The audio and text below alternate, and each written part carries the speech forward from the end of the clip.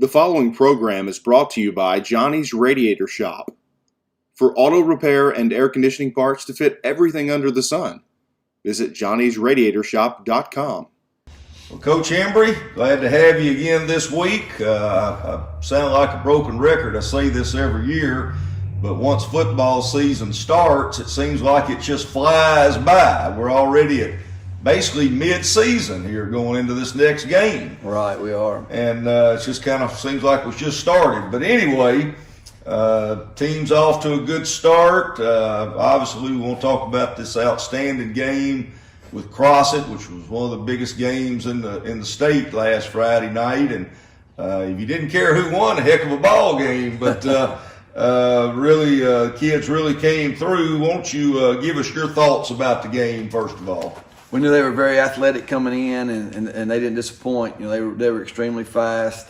We knew that coming in, and thought we played really well the first quarter. We jump up 14-7, and then 21-7, or 21-8, and didn't have a chance really to put it away right there in the second quarter, and turn the ball over and gave them a little more momentum before half. They were able to go score and make it 21-14 going into half, and then.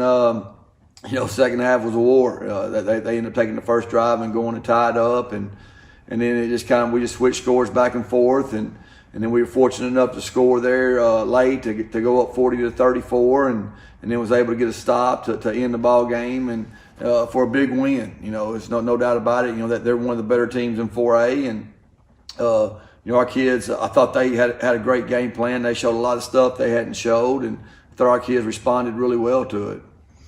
Well, it was a back and forth ball game. Two good ball clubs, obviously, and back and forth.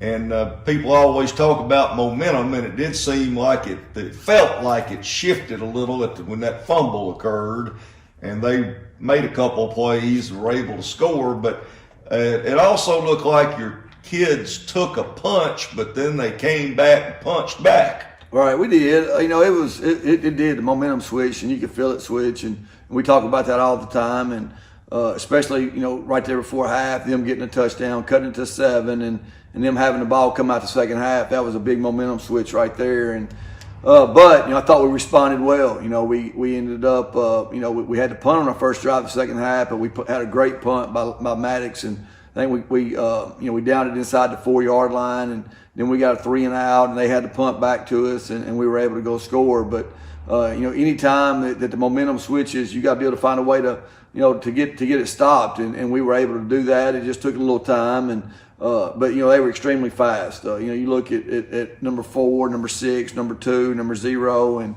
we knew that going in how fast they were. Our kids know their kids, and in track we know how fast they are, and once they broke, we knew our chances of catching them wasn't very good, and we tried to bottle them up for the most part, and we did for the most part. We let them get outside a couple times early that hurt us, but outside of that, I thought our kids really kept them contained and make them drive the length of the field.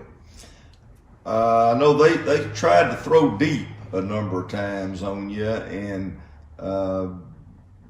didn't really pull too much of it off successfully, but I thought 2 or 3 different times your secondary made some really big plays and knocking the ball away. Yeah, and we worked that hard. We knew we couldn't run with them, and it's not a deal with our kids or not. We just had to be close. And if you look at Trey Jackson, who had a heck of a play on one where the guy got behind him and he never looked back. He just kept running as hard as he could, and hopefully the ball was just a little bit underthrown and we got a chance. And then Jakari makes a play right there in the end zone. And it just happened time after time where we knew they were probably going to get behind us a little bit just because number 6 was such a great sprinter. You watch film, and people got 10-yard cushions on him, and he still gets behind them. So we knew that was going to happen. Our whole game plan was do not turn and look for the ball. Just keep running at them, and hopefully we'll get there at the same time the ball gets there, and we were able to do that some. Okay. Well, two other big plays I want to mention, kind of be remiss if I didn't. First, the opening kickoff. Right, it great did. return by Jakari. Obviously, some good blocking, it appeared, as well, but that was a good shot in the arm to start the game. Right, it was. I thought our wall set up a great wall, and he got in it really fast and came out of it, and and really we had the momentum right there, and we jump up 21-8, and just everything was going right for us, and then we make a mistake, and that's what you can't do in a big ball game. There was only one turnover. That tells you what kind of game it was, and we had it. And usually in a big ball game, the team with the less turnovers win the game. So we were very fortunate to only have to still win the game with the only turnover of the night, but. We still got a long ways to go as far as fixing some stuff. We had 10 penalties that we can't have that we need to fix, and in a game like that, when you get behind the chains like we did some, or give them a first down when we shouldn't, it could turn into a big situation. Okay, well, two more quick comments or questions.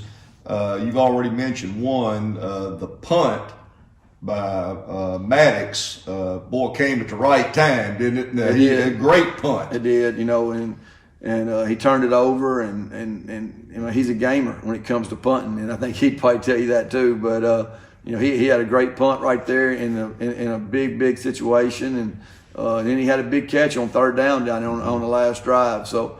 I thought we had a bunch of kids who stepped up and played well. I thought Riley played his best game, running the football and throwing the football, and I thought Jakari, was Jakari on offense. New Orleans made some big plays. He had a big touchdown, and then Cedric came in, ran extremely hard. And then, I thought Maddox played well, especially in the second half. I thought he played well. And so, we got a lot of weapons. We just got to, keep going, and hopefully we'll just keep improving. Also, it appeared to me, especially in the fourth quarter, when things really got to crunch time and Cedric was running hard, as you mentioned, it looked to me like you didn't get fancy. You just kept running the football, but it looked like your offensive line really came off the ball. Oh, they did, and it was a deal where, hey, Cedric's our senior. He's a 3-year starter. We just to ride him, and he knew that, and our offensive line wanted that, and Delfino came in and played some tight end, and he played 3 different positions on offense. He played, I think he played right guard, tight end, and fullback, and that says a lot about that kid to be able to do so much on offense. But once we started doing that, they didn't really have an answer for that, and Cedric ran extremely hard. It was good to see him do that, and then like you said, our offensive line did a really good job of opening holes up, and we were able to put the game away. Well, great win for the Lumberjacks, and I know somebody told me as we walked out, I told you it was, you know who the person was. We were walking out when it was over, and it was a lady, and she said, "Are you as exhausted as I am?" And I said, "Yeah, I am, but it's a good exhaustion." Right. So, okay, well, let's move on then from that one, and we got Star City at Star City. Make sure everybody knows that. Kickoff at 7 o'clock Friday night. What does Star City try to do? What are we going to face offensively, they try to keep the ball from you. I mean, that's what their MO is, to line up. 4 yards is a great play for them. They're going to run the option. There are a lot of double slot, double wing. They'll get in the eye some and just line up and run right at you. And you just try, Monticello only got 32 plays on offense the other night, which is really unheard of in today's time in football, but that's what Star City wants to do. They want to line up and keep the ball, and then defensively they're a lot better. This is their group. I mean, they got a good group of juniors that won the conference championship as 9th graders, and they're all juniors right now, and they're really, really, really talented, and they got a good offensive line. They got some skilled guys that can go. Unfortunately, they lost probably one of their better players, last week, but. Hate it for that kid because we've lived that, and it's just not a fun time for a kid. You only get so many snaps of high school football, and you really don't want to see that happen to anybody. And but they're very, very good. I mean, this is the next 2 years are their groups, and so in Star City's always a tough place to play. And you got they have a really, really good home field advantage because their crowd's really right there on top of you, which is a great atmosphere for high school football. And then, they're very well coached, and they do what they do, and they do it well. Okay, well, another conference game. Of course, we're just now really into the conference, but every one of them is important. Need a big crowd of Warren people over there again to support the Lumberjacks, but I guess you couldn't be in a much better position than you are right now. You just got to take advantage of it. Yeah, we do, and it's supposed to rain, and that's something that we've saw a little bit of it at Franklin Parish in warm-ups, but not in the game yet. So that's always a concern. And and I don't know exactly when it's going to rain, but the next 2 or 3 days they're calling for a pretty big chance. So, we got to be able to handle all that. If you're going to be a good football team, you got to be able to do that. And hopefully we can handle them situations. We can handle their offense. We can get them off the field, and then offensively we just we can't shoot ourselves in the foot. We've tended to do that every once in a while, or more than we want to, and we got to continue to work on that and get better and keep from doing that. All right, again, Friday night at Star City, kickoff 7 o'clock. Everybody be there that can possibly be there. Let's go Lumberjacks. Thank you.